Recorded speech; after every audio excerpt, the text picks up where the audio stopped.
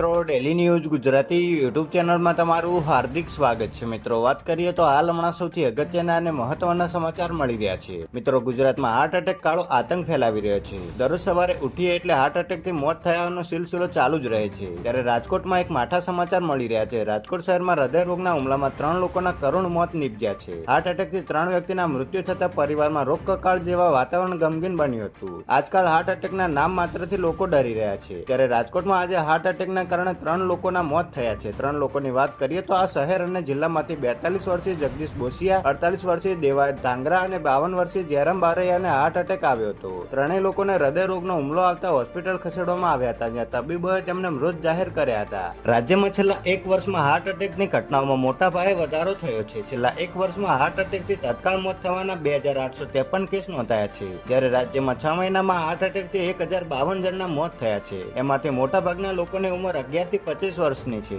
રાજ્યમાં 108 નંબરની એમ્બ્યુલન્સ સેવાને દરરોજ હૃદય રોગને લગતા સરેરાશ 173 કોલ આવે છે.